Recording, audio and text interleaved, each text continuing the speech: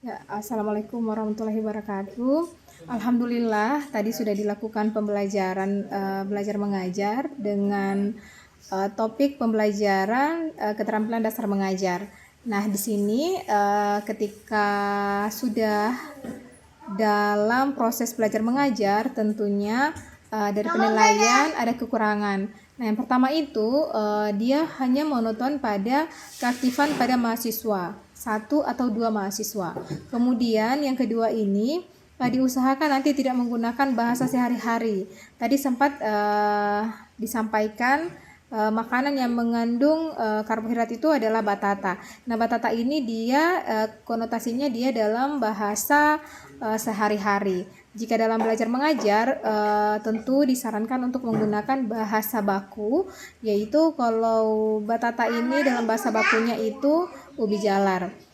Kemudian yang ketiga diusahakan menggunakan studi kasus. Nah, studi kasus ini digunakan dengan tujuan agar ada feedback dari mahasiswa. Contohnya dalam pembelajaran biomedik ini dalam sistem pencernaan. Nah, dengan adanya studi kasus seperti orang dengan gangguan diabetes mellitus tipe 2. Nah, ini tentunya pada gangguan pencernaan dia selalu mengkonsumsi makanan yang manis. Nah, dalam karbohidrat ini hasil akhirnya tentunya glukosa yang bisa membuat pasien dengan diabetes. Nah, jika ada studi kasus pada materinya, tentu ini akan membuat mahasiswa ini ada feedback. Dan untuk studi kasus ini bisa dimasukkan pada slide pembelajaran. Kemudian berikan mahasiswa peran seperti organ tubuh agar mereka lebih bisa aktif. Contohnya dalam satu kelompok ini dia atau satu orang dia bisa memerankan diri sebagai hati atau liver, kemudian satu orangnya berperan sebagai usus halus, kemudian usus besar, kerongkongan, mulut, diberikan peran pada sistem pencernaan. Tentunya ini akan membantu mahasiswa lebih aktif pada saat proses belajar mengajar. Nah, tentunya ada kelebihan atau tantangan pada materi ilmu biomedik.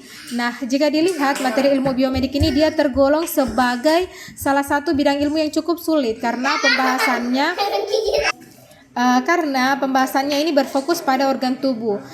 Secara sistem tubuh manusia secara mendetail, apabila materi ini disampaikan kepada mahasiswa, kemudian mahasiswa ini diminta untuk berperan sebagai organ tubuh, tentunya terdapat resiko besar karena penjelasan atau pendapat yang mereka sampaikan tentunya kurang tepat, bahkan keterangannya ini tidak valid.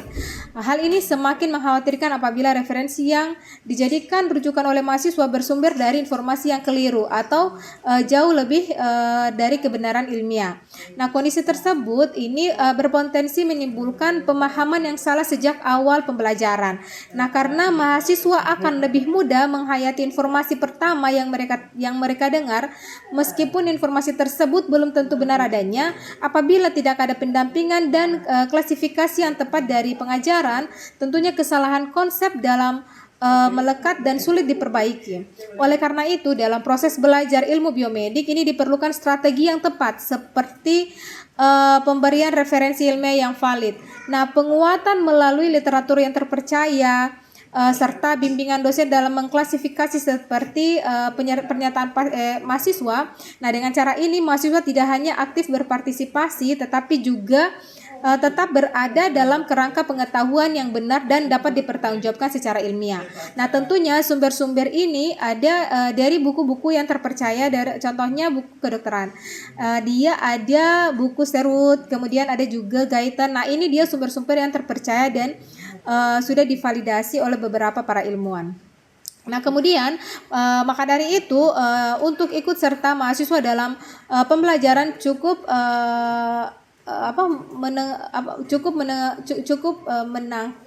menegangkan pada kebenaran atau pengetahuan yang secara valid. Kecuali mahasiswa bisa diberikan studi kasus secara umum.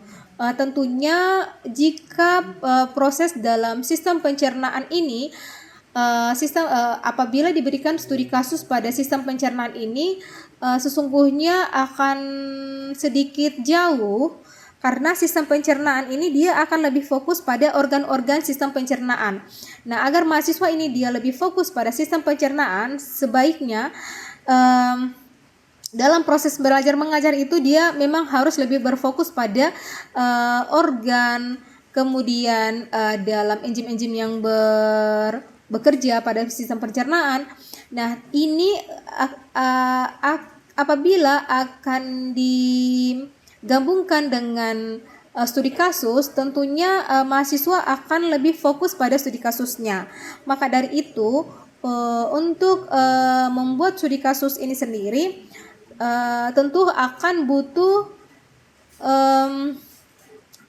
pertemuan berikutnya, sehingga mahasiswa akan lebih fokus pada sistem pencernaan yang ada.